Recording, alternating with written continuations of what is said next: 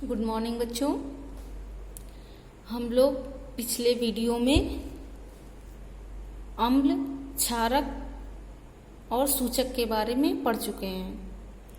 अब हम इस वीडियो में अम्ल तथा क्षारक के रासायनिक गुणधर्म के बारे में पढ़ेंगे। तो सबसे पहले है धातु की अम्ल व क्षारक के साथ अपक्रिया। जब कोई धातु जैसे कि आयरन, सोडियम, जिंक, पोटेशियम, ये धातु हैं, ये जब अम्ल और क्षारक के साथ अपक्रिया करते हैं तो क्या होता है? जब अम्ल धातु के साथ अपक्रिया करता है तो लवण और हाइड्रोजन गैस बाहर निकलती है। इसको एक एग्जाम्पल से समझेंगे। एक अम्ल है जैसे HCl, इसकी एक धातु हमने ले लिया है Zn, जिंक के साथ अपक्रिया होती है तो क्या बनता है? लवण ZnCl2 और हाइड्रोजन गैस बाहर निकलती है। ZnCl2 मतलब जिंक क्लोराइड। धातु की जब क्षारक के साथ अपक्रिया होती है तो भी क्या बनता है? धातु की क्षारक के साथ अपक्रिया होती है तब भी लवण बनता है और हाइड्रोजन गैस बाहर निकलती है। तो हम एक एग्जाम्पल लेंगे। एक क्षारक है NaOH, इसकी Zn के साथ अपक्रिया हो रही है तो सोडियम जिंकेट Na2ZnO2 और हाइड्रोजन गैस बाहर निकलेगी। क्या बनेगा? सोडियम जिंकेट बनेगा और हाइड्रोजन गैस बाहर निकलेगी।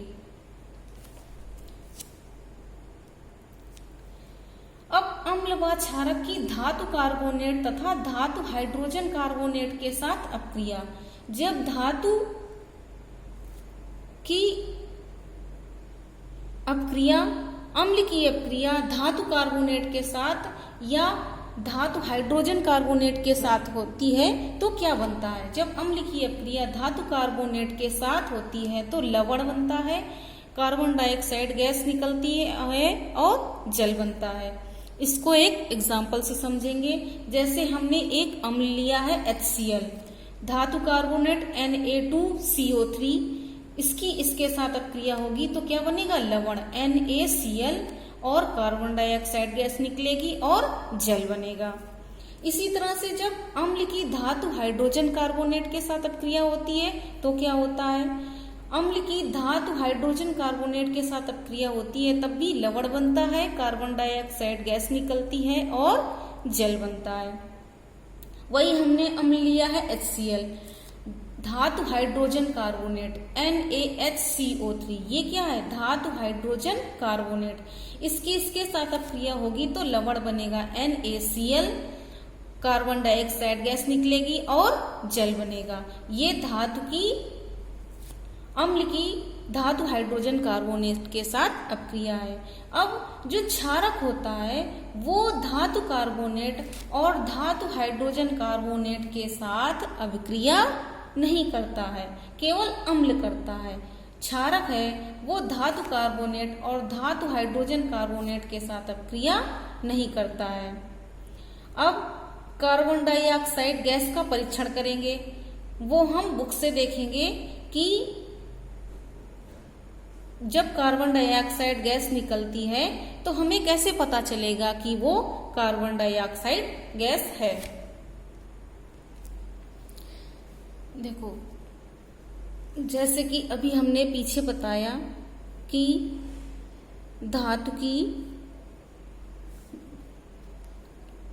धातु कार्बोनेट की अम्ल के साथ अपक्रिया होती है तो लवण बनता है, कार्बन डाइऑक्साइड गैस निकलती है और जल बनता है। और किसी अम्ल की धातु हाइड्रोजन कार्बोनेट के साथ अपक्रिया होती है तो भी लवण बनता है, जल निकलता है और कार्बन डाइऑक्साइड गैस निकलती है। तो ये है एक यंत्र जिससे कि ये सोडियम कार्बोनेट है। ये क्या है? सोडियम कार्बोनेट मतलब धातु कार्बोनेट, और ये HCl गैस। तो इसकी जब अपक्रिया होती है तो यहाँ से कौन सी गैस निकल रही है? Carbon dioxide gas. तो अब हम कैसे पता चलेगा कि ये गैस कार्बन डाइऑक्साइड गैस ही है? तो हम क्या करेंगे, इस जो ये गैस निकल रही है निकास नली में, एक परख नली में कैल्शियम हाइड्रोक्साइड का विलयन, कैल्शियम हाइड्रोक्साइड मतलब NaOH का होल ट्वाइस, कैल्शियम हाइड्रोक्साइड का, इसमें एक कैल्शियम हाइड्रोक्साइड का विलयन लेंगे।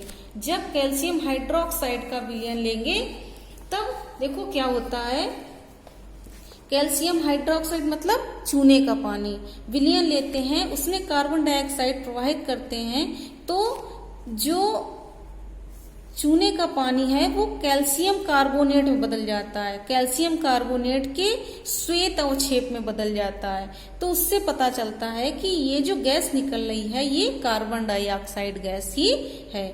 तो चूने के पानी को जब कार्बन डाइऑक्साइड गैस से गुजारा जाता है तो कैल्शियम कार्बोनेट का श्वेत अवक्षेप बनता है और जल बनता है।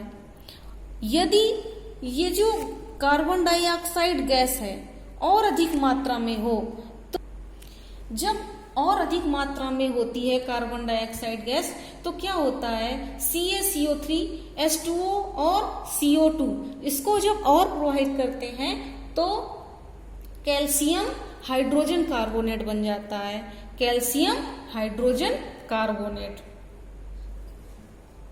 ये थी धातु कार्बोनेट की अम्ल के साथ अभिक्रिया। अब हम पढ़ेंगे अम्ल एवं क्षारक की परस्पर अभिक्रिया होती है तो क्या होता है। जब अम्ल और क्षारक एक दूसरे के साथ अभिक्रिया करते हैं तो क्या होता है। जब अम्ल और क्षारक एक दूसरे से अभिक्रिया करते हैं तो लवण बनता है और जल बनता है। अम्ल और क्षारक जब अभिक्रिया करते हैं तो अम्ल और क्षारक दोनों का ही गुण निष्क्रिय हो जाता है, दोनों उदासीन हो जाते हैं। इसीलिए इस अभिक्रिया को कहते हैं उदासीनीकरण अभिक्रिया। जब अम्ल व क्षारक परस्पर अभिक्रिया करके एक दूसरे के प्रभाव को समाप्त कर लवण तथा जल का निर्माण करते हैं तो इस प्रकार की अभिक्रिया को उदासीनीकरण अभिक्रिया कहते हैं। अब अगर क्वेश्चन आएगा उदासीनीकरण अभिक्रिया तो हम लोग क्या लिखेंगे, यही लिखेंगे, अम्ल की क्षारक के साथ अभिक्रिया होगी तो लवण और जल बनेगा, इसी को कहेंगे उदासीनीकरण अभिक्रिया। अब अगला इसका रासायनिक गुणधर्म है अम्ल के साथ धात्विक ऑक्साइड की अभिक्रिया। ये धातु है और ये ऑक्साइड है, तो धात्विक ऑक्साइड जैसे CuO, MgO, ये क्या है, धात्विक ऑक्साइड। जब अम्ल की धात्विक ऑक्साइड के साथ अभिक्रिया होती है तो क्या बनता है, जो ये हमारे धात्विक ऑक्साइड होते हैं ये क्षारक की तरह व्यवहार करते हैं। जब अम्ल की क्षारक के साथ अभिक्रिया होती है तो क्या बनता है, लवण और जल। जब ये हमारे धात्विक ऑक्साइड क्षारक की तरह व्यवहार करेंगे तो क्या होगा, इनके साथ भी अभिक्रिया होने पर उदासीनीकरण की अभिक्रिया ही होगी। उदाहरण से देखेंगे, अम्ल की धात्विक ऑक्साइड के साथ अभिक्रिया होगी तो क्या बनता है, लवण और जल। क्योंकि जो ये धात्विक ऑक्साइड हैं किसकी तरह व्यवहार करते हैं, एक क्षारक की तरह। तो ये है हमारा अम्ल, ये है धात्विक ऑक्साइड CuO + 2HCl, इसके साथ अभिक्रिया होगी तो लवण बनेगा CuCl और जल H2O। ये कौन सा है, कॉपर क्लोराइड। जो ये कॉपर क्लोराइड है जब ये बनेगा तो विलयन का रंग नीला हो जाएगा। कॉपर क्लोराइड बनता है तो विलयन का रंग नीला हो जाता है। अब क्षारक के साथ अधात्विक ऑक्साइड की अभिक्रिया, अभी हमने क्या पढ़ा था, धात्विक ऑक्साइड की अभिक्रिया। अब हम पढ़ेंगे अधात्विक ऑक्साइड। ये क्या है, अधात्विक ऑक्साइड की अभिक्रिया। अधात्विक ऑक्साइड जैसे कि कार्बन डाइऑक्साइड, ये क्या है, अधात्विक ऑक्साइड है, ये अधात्विक ऑक्साइड है। जब क्षारक की अधात्विक ऑक्साइड के साथ अभिक्रिया होती, जो अधात्विक ऑक्साइड होती है वो अम्ल की तरह व्यवहार करता है, तो वही अभिक्रिया क्षारक की अम्ल के साथ जो अभिक्रिया होगी, मतलब उदासीनीकरण की अभिक्रिया, वही गुण इसमें भी होगा। क्योंकि अधात्विक जो ऑक्साइड है वो अम्ल की तरह व्यवहार करता है। तो जब क्षारक की अम्ल के साथ अभिक्रिया होगी, अधात्विक ऑक्साइड के साथ अभिक्रिया होगी तो लवण और जल बनेगा। एक एग्जाम्पल लेंगे, CaOH का होल ट्वाइस, ये क्या है, एक क्षारक है। CO2 क्या है?